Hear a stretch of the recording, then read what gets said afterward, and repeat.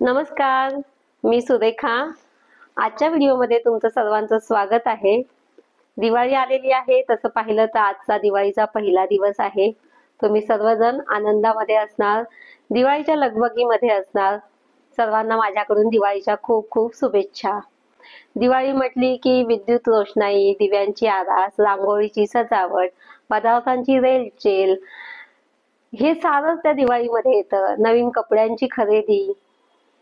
तर प्रत्येक जण ना दिवाळीची वाट पाहत असतो. विशेषतः महिला वर्ग आणि लहान मुलं दिवाळीची आवर्जून वाट पाहतात.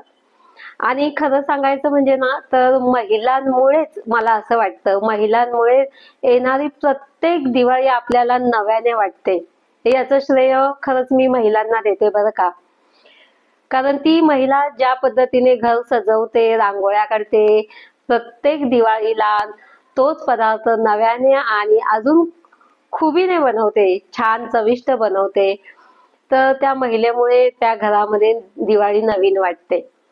खरं सांगू का आणि प्रत्येकाला आपल्याला ना लहानपणीची दिवाळी आपण कधीच विसरत नाही, नेहमी आठवते. प्रत्येकाचं बालपण हे वेगवेगळ्या परिस्थितीमध्ये गेलेलं आहे आणि कितीही गरीब परिस्थिती असली तरी दिवाळीचा तो थाट काही वेगळाच होता. अगदी कमी पैशामध्ये सुद्धा आपण खूप थाटामाटात दिवाळी साजरी केलेली आहे. त्यामुळे प्रत्येक दिवाळीला प्रत्येकाला त्याचं बालपण हे आठवतच. तशी ही दिवाळी प्रत्येक वेळेस प्रत्येकाला नवीन नवीन मागच्या आठवणी देत पुढे पुढे नव्याने ही दिवाळी चाललेली असते. बरं, दीपोत्सव आपण दिव्यांची आरास करतो. पूर्वीच्या काळी कसं होतं माहितीये का, दिवे नव्हते, म्हणजे लाईट नव्हत्या. लाईट आता सगळ्या रूम मध्ये एक एक लाईट, दोन दोन लाईट प्रत्येकाच्या घरामध्ये आहे. त्यामुळे ह्या दिव्यांचं महत्व आपल्याला एवढं वाटत नाही. जसं जसा काळ बदलत चालला आहे, आपण आधुनिकतेकडे चाललो आहोत ना, तसं तसं ह्या दिव्यांचं आपल्याला महत्व वाटत नाही. पण त्या काळात ह्या दिव्यांना खूप महत्व होतं, कारण पूर्वी लाईट नव्हती. मग ह्या एका घरामध्ये एक दिवा असं रोजचं वातावरण घरामध्ये असायचं. पण ज्यावेळेस दिवाळी येते ना त्यावेळेस खूप दिवे लावले जायचे. अगदी गाईच्या गोठ्यात सुद्धा पूर्वी दिवे नसायचे. अंधार पडला की एखादा दिवा असायचा. मला वाटतं सूर्य मावळायच्या आधीच ना गाईचं दूध काढलं जायचं गोठ्यात, अंधार पडायच्या आधीच. आणि अंधार पडला की एखादा मिणमिणता दिवा कुठेतरी कोपऱ्यात ठेवला जायचा. आणि ते घातक असायचं, कारण की ना गोठ्यामध्ये ना चारा असायचा. मग तो चारा, जर त्या दिव्याला चारा एखादी काडी लागली तर गोठा पेट घेईल. त्यामुळे शक्यतो गोठ्यामध्ये दिवा ठेवला जायचा नाही. पण ह्या दिवाळीच्या वेळेस आवर्जून गोठ्यामध्ये रात्री दिवा ठेवला जायचा. गाई म्हशींना ओवाळलं जायचं आणि त्यांच्यासाठी खास ते गाणं असायचं, दिनदिन दिवाळी गाई म्हशी ओवाळी. तर ते ह्या सगळ्या जुन्या लहानपणीच्या आठवणी आता गोठाच जास्त करून राहिला नाहीये. बरं, आता मला सांगायचं अजून एक काय की एक दिवा, एक दिव्याला सुद्धा एवढं महत्व आहे ना. संतांना ही दिवाळी अपेक्षित नाही जी आपण साजरी करतो बरं का. संतांना वेगळी दिवाळी अपेक्षित असते. संतांचं म्हणणं असतं ज्ञानाचा प्रकाश, ज्ञानाचा दिवा, तर तो प्रत्येकाने लावायचा आहे. आपण नुसते सण साजरे करतो, तर सण साजरे करता करता करता आपल्या संस्कृतीमध्ये आपल्याला काय सांगितलेलं आहे त्याचं सुद्धा आपण थोडस आपल्या येणाऱ्या पिढीला त्याची माहिती देत गेलं पाहिजे, नाही का. संतांचं म्हणणं असतं, ज्ञानेश्वरीमध्ये आहे, जैसी दीप कळिका धाकुटी परी बहु तेजा ते प्रगती, तैसे सद्बुद्धी ये ठेकुटी म्हणो नये.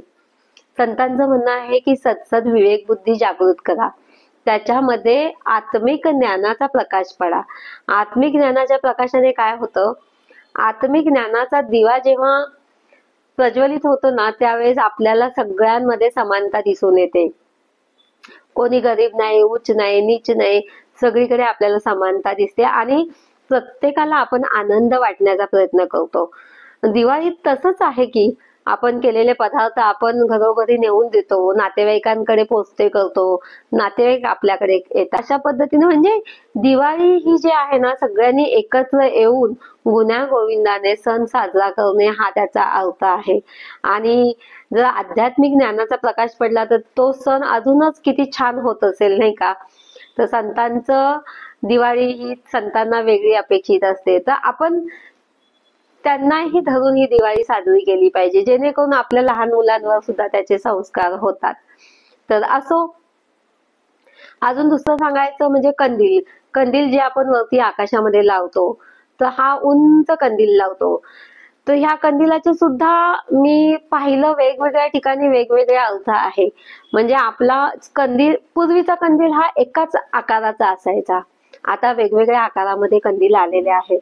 पूर्वीचा कंदील हा ठराविक एकाच त्या काड्या काड्यांचा बनवला जायचा. तर त्या काड्या जेवढ्या आहेत ना, तर आपल्या देहामध्ये जेवढे तत्व आहेत तेवढे तत्व त्या काड्यांच्या रूपात तेवढी संख्या वापरली जायची.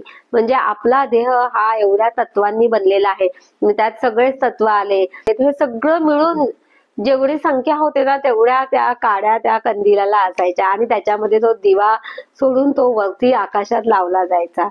म्हणजे ज्यावेळेस आपल्याला आत्मिक ज्ञानाची प्राप्ती होते ना, त्यावेळेस आपली उंची खूप वाढलेली असते. तुम्ही पहा, आपल्या अवतीभोवती जे ज्ञानी लोक आहेत, आध्यात्मिक हे संत आहेत, त्यांची उंची एवढी आहे ना की आजही त्यांचं ज्ञान वरती तळपत आहे, की आपण त्या ज्ञानाच्या प्रकाशात न्हाऊन निघतो आहे. जे संतांनी ज्ञान वाटलेलं आहे ना, ज्ञानाचा प्रकाश, आजही त्या प्रकाशात आपण आंघोळच करत आहोत तसं म्हटलं तर. शिवाय दुसरं म्हणजे नुकतंच आपलं हा सण होऊन गेलेला असतो, पितृपक्ष नुकताच येऊन गेलेला आहे. ते आपली पितृ सुद्धा नंतर वरती मार्गक्रमण करत असतात. तर त्यावेळेस असं म्हटलं जातं, ते पितरांना सुद्धा हा आकाश कंदील म्हणून हा दिवा दाखवला जातो, की तुम्ही सुखाने जा, आमची चिंता करू नका, आम्ही इथे सुखी आहोत आणि छान राहू, आमची काळजी करू नका. एक तो संदेश असतो त्या आकाश कंदिलाने पितरांसाठी सुद्धा. असो, हे काही मी वाचलेत आणि ऐकले आणि मला ते आवडले ह्या गोष्टी, मग म्हटलं तुम्हाला शेअर करूया.